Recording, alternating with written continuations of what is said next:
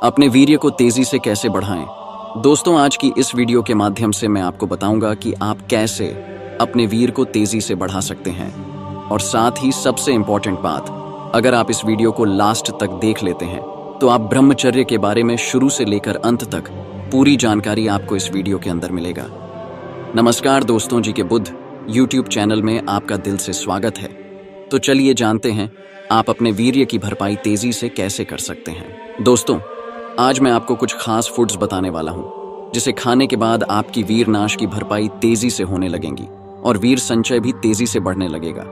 लेकिन यह बात याद रखना दोस्तों, अभी से आपको वह गंदे वीडियो देखना, हाथ हिलाना और किसी भी प्रकार के नशे से दूर रहना होगा। नहीं तो आप कितना ही ताकतवर चीजें खा लो, आप नल्ले की नल्ले ही बने रहोगे। तो दोस्तों, अगर आपको वीर्य बढ़ाना है तो आपको अपना हार्मोन बढ़ाने पर ध्यान देना होगा।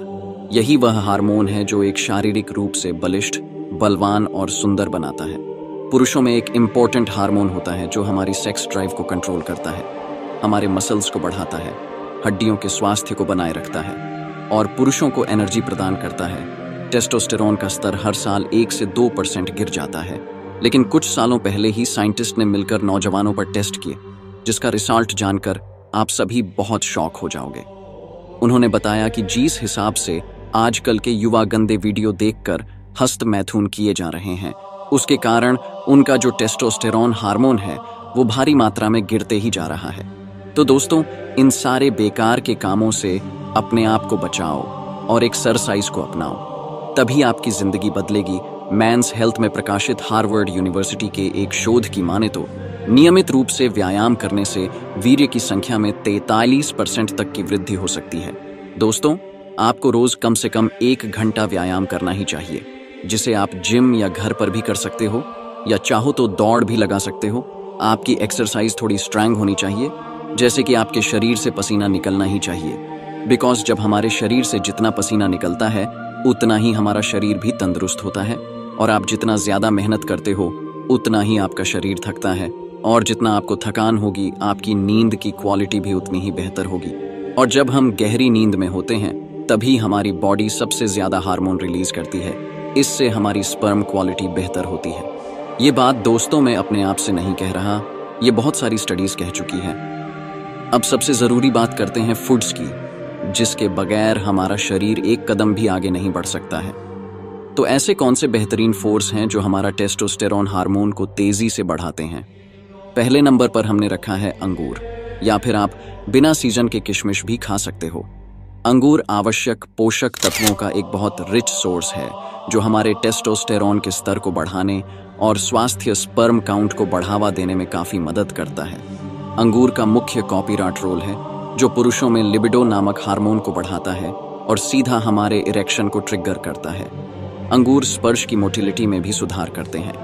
रिप्रोडक्टिव लाभ के अलावा अंगूर अन्य स्वास्थ्य लाभ भी प्रदान करते हैं, इसलिए आपको अपने डेली डाइट में अंगूर को जरूर शामिल करना ही चाहिए। नंबर 2 है अदरक। एक रिसर्च के अनुसार अदरक को अपने डेली डाइट में शामिल करने से का स्तर 18% तक बढ़ सकता है। इनफर्टिलिटी इश्यूज को हल करने में आपकी मदद करने के अलावा अदरक एंटीऑक्सीडेंट का भी एक समृद्ध स्रोत है जो डायबिटीज और कैंसर जैसी बीमारियों को रोकता है। अपने डेली डाइट में अदरक को शामिल करने से आपकी प्रजनन क्षमता, फर्टिलिटी में वृद्धि हो सकती है और अन्य बीमारियों से भी बचा जा सकता है। नंबर 3, जो सबसे तेजी से हार्मोन बढ़ाने वाला चमत्कारी फल है, अनार। अंगूर के अलावा अनार एक और फल है जो आपके टेस्टोस्टेरोन के स्तर को 24% तक बढ़ाने में मदद करता है। टेस्टोस्टेरोन के स्तर में वृद्धि टेस्टोस्टेरोन प्रोड्यूसिंग सेल्स को किसी भी प्रकार के नुकसान से बचाने के कारण होती है। अनार मोटापे से होने वाली सूजन को भी रोकता है, जो कि स्तर को कम कर सकता है। यह प्रोस्टेट कैंसर, घटिया यानी आर्थराइटिस और थकान को रोकने और पूरे शरीर में रक्त के प्रवाह को बढ़ावा देने जैसे अन्य कार्यों में भी काफी मदद करता है। अनार को फल के रूप में या जूस के रूप में अपने डेली डाइट में शामिल करने से आपके परफॉर्मेंस में भी सुधार हो सकता है और इसके सेवन से आप अधिक एक्टिव भी हो सकते हैं। नंबर 4 है पालक। पालक मैग्नीशियम का एक समृद्ध स्रोत है जो रक्त के प्रवाह को बढ़ावा देता है।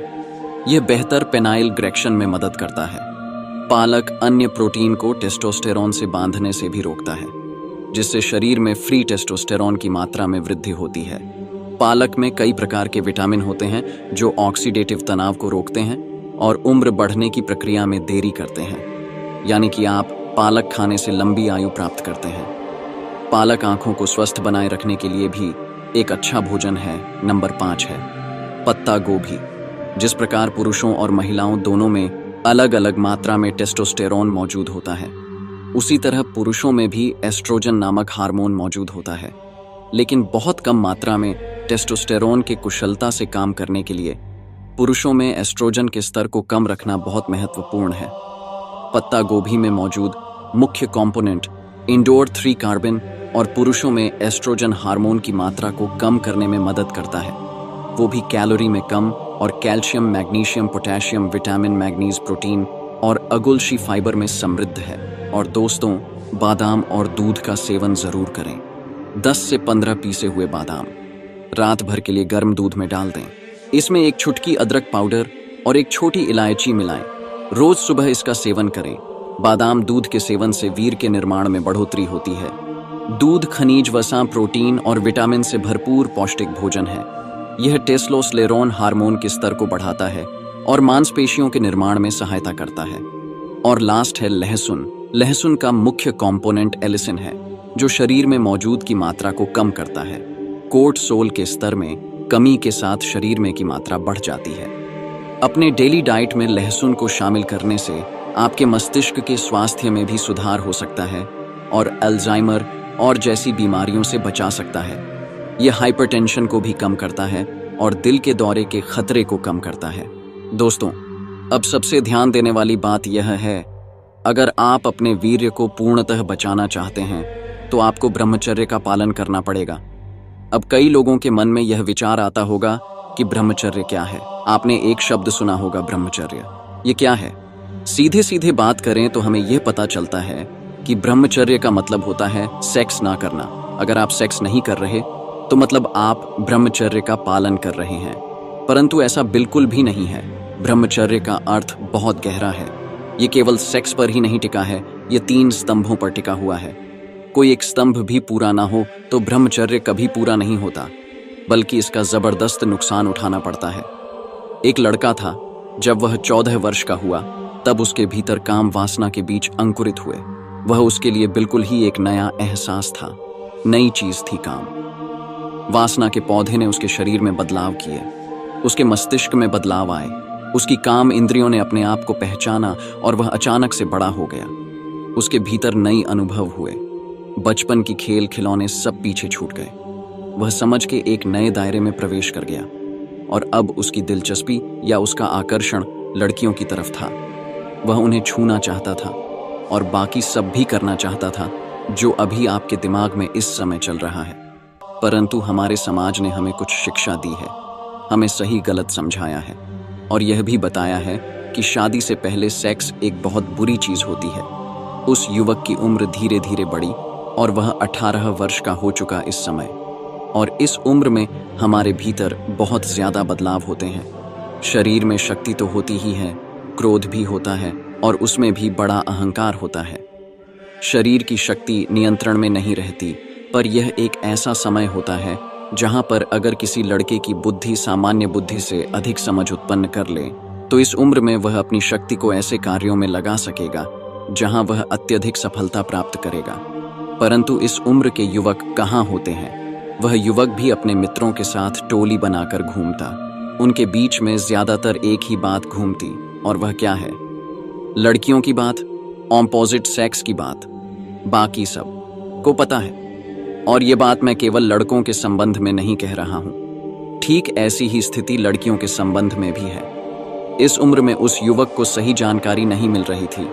उसे कहीं से पता चला कि वीरनाश यानी स्पर्म के नष्ट हो जाने से शरीर कमजोर हो जाता है, उसमें बहुत सारी बीमारी हो जाती है, वक्त से पहले व्यक्ति बूढ़ा हो जाता है।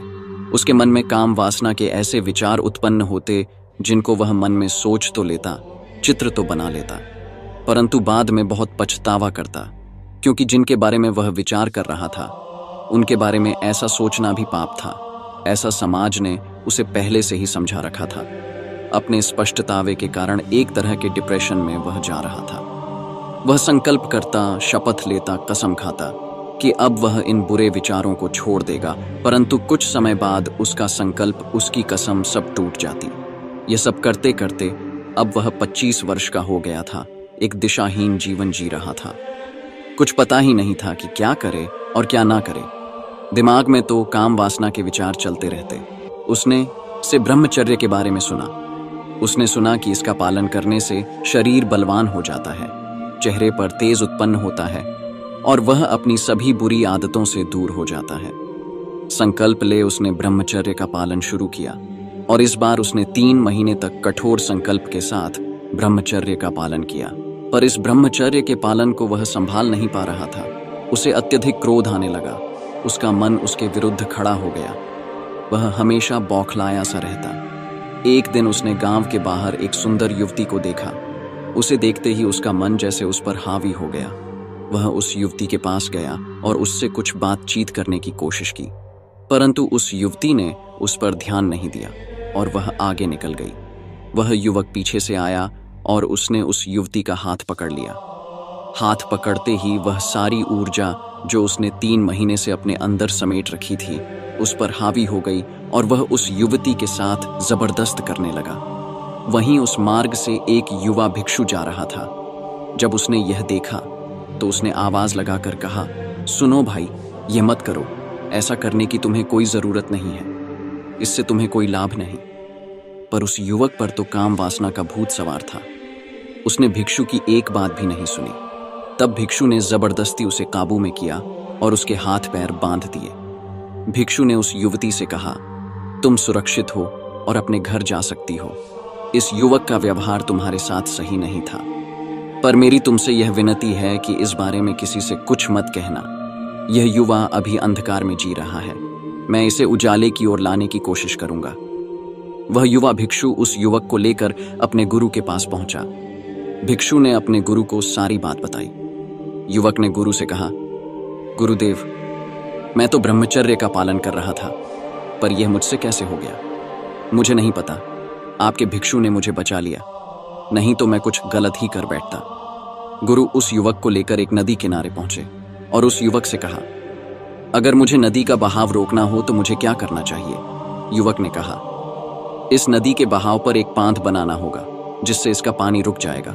गुरु ने कहा, और यह पानी कब तक रुका रहेगा? युवक ने कहा, जब तक कि पानी बांध से ऊंचा नहीं उठ जाता। गुरु ने कहा, जब पानी बांध से ऊपर उठ जाएगा तो क्या होगा? युवक ने कहा, पानी आगे बहने लगेगा और बांध टूट जाएगा। गुरु ने कहा, और अगर हमें बांध को बचाना हो तो क्या करना होगा? युवक ने कहा, हमें पीछे इकट्ठा हुए पानी का प्रयोग करना होगा। उसे सही दिशा देनी होगी, उसकी दिशा बदलनी होगी।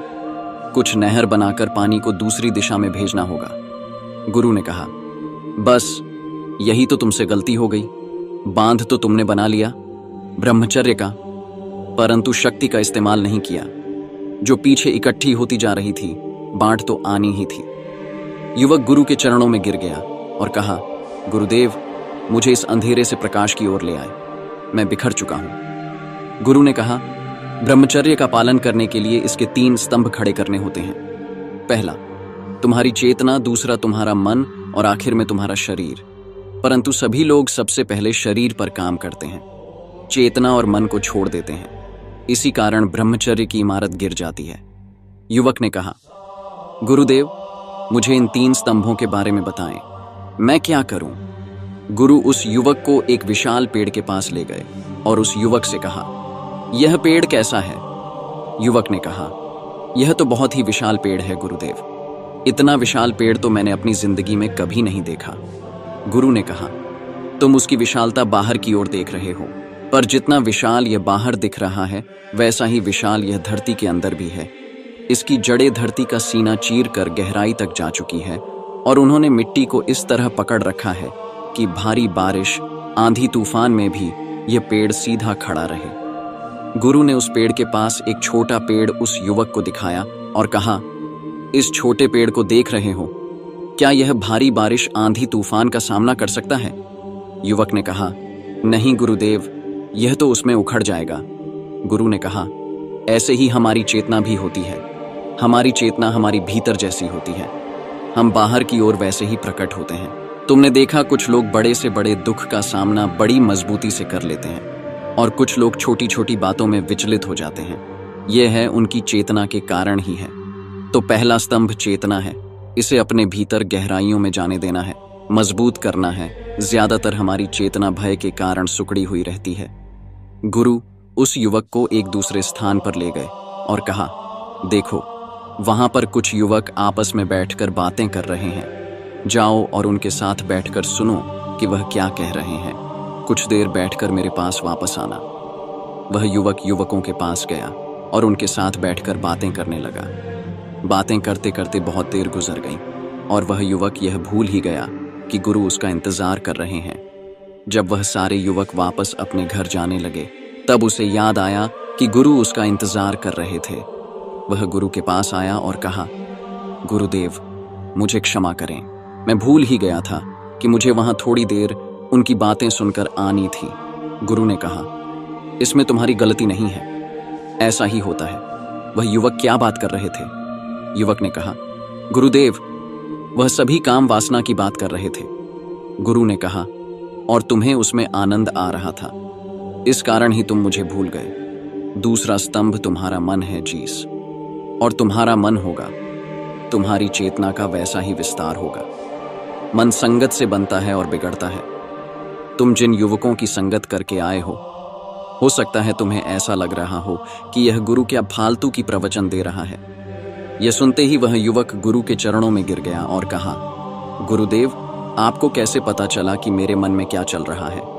गुरु ने कहा, अगर तुम अच्छी संगत करोगे तो तुम्हारा यह दूसरा स्तंभ यानी तुम्हारा मन सही मार्ग की ओर चलने लगेगा। जब यह सही मार्ग की ओर चलेगा तब तुम्हारी चेतना विस्तार लेगी और बाहर की ओर तुम्हारा व्यक्तित्व विस्तार लेगा। ब्रह्मचर्य का तीसरा और आखिरी स्तंभ तुम्हारा शरीर है। जब मन अच्छी संगत में चलता है तो वह मजबूत होता है, चेतना विस्तार लेती है और तुम्हारी समझ बढ़ती है, जिसके कारण तुम्हें तुम्हारे शरीर की इंद्रियों पर नियंत्रण नहीं करना पड़ता, बल्कि वह तुम्हारे अनुरूप चलती है। तब तुम्हें कोई संकल्प, शपथ या कसम खाने की जरूरत नहीं पड़ती। युवक ने कहा, गुरुदेव मेरा मार्गदर्शन कीजिए, मुझे क्या करना चाहिए? गुरु ने कहा, सबसे पहले खुद को नियंत्रित करने की कोशिश छोड़ दो, अच्छी संगत करो। मेरे भिक्षु शिष्य के साथ अपने दिन का कुछ समय बिताओ। ऐसे मित्र बनाओ जिनकी चेतना का विस्तार अधिक हो और वह काम वासना जैसी छोटी मोटी चीजों में अपने आप को ना फंसाते हो, जिनके मकसद और विचार बड़े हों। जब तुम इन तीन स्तंभों को खड़ा कर लोगे तब तुम्हें अपना मार्ग स्पष्ट रूप से दिखाई देगा। तुम अंधेरे में नहीं भटकोगे। उस युवक ने ऐसा ही किया। वह 3 महीने तक उस युवा भिक्षु के साथ रहा, ज्ञान की बातें सीखी, ध्यान किया और इन 3 महीनों में उसके मन से काम वासना के विचार जैसे खत्म ही हो गए। उसकी जगह वैराग्य उत्पन्न हो गया। 3 महीने बाद जब वह घर वापस आया तब वह युवक नहीं रहा जो पहले नजर चुराता था और इधर उधर घूमता रहता था। उसने अपने मित्रों को चुना, अच्छी संगत में गया। बाहर की ओर अब उसका व्यक्तित्व बढ़ रहा था, लोग उसकी तरफ खींच रहे थे। शरीर और दिमाग से वह मजबूत हो रहा था। कुछ वर्ष उसने बहुत मेहनत की और एक व्यापार खड़ा किया, शादी की और सुख दुख को झेलते हुए आगे अपने मार्ग पर बढ़ गया। लेकिन फिर कभी उसके मन में ब्रह्मचर्य के पालन का ख्याल नहीं आया, क्योंकि ब्रह्मचर्य का पौधा उसके अंदर पनप चुका था, जो धीरे धीरे बड़ा होता जा रहा था। अब आप सोचेंगे कि शादी करने वाला व्यक्ति ब्रह्मचर्य का पालन कैसे कर सकता है? मैं फिर आपसे बता रहा हूं, ब्रह्मचर्य केवल शरीर से उत्पन्न नहीं होता, वह चेतना और मन और शरीर का मेल होता है। हमें ब्रह्मचर्य के पालन की आवश्यकता ही क्यों पड़ती है? क्योंकि हमें लगता है कि हम कुछ गलत कर रहे हैं, हमसे कुछ गलत ना हो जाए। जब यह पाप भावना ही समाप्त हो जाएगी तो आपकी ब्रह्मचर्य की कोई जरूरत नहीं रहेगी। समस्या यह है कि हम काम वासना को पाप से जोड़ लेते हैं, पर यह केवल ऊर्जा है, इसको किस रूप में उपयोग करना है यह आप पर निर्भर करता है। जितना इस ऊर्जा को आप व्यर्थ के कार्यों से बचाएंगे, उतना ही सूरज को आप सार्थक कार्यों में उपयोग कर सकेंगे। पर हमारी सारी ऊर्जा तो व्यर्थ के कार्यों में लगती है, और अपने आप को इस पाप कर्म से कैसे बाहर निकालें, इसमें जाती है ब्रह्मचर्य का पालन कैसे करें, इसमें लग जाती हैन भावना से ग्रस्त हो जाते हैं और एक सूखे हुए पेड़ की तरह किसी तूफानी के इंतजार में बैठे रहते हैं कि वह आएगा और आपको जड़ से उखाड़ देगा। कभी ना कभी तो ऐसा होगा ही, इसलिए अपने तीनों स्तंभों को मजबूत कीजिए। चीजों के पीछे मत भागो, उन्हें अपने पीछे आने दो। तो दोस्तों, वीडियो यहीं पर समाप्त होती है।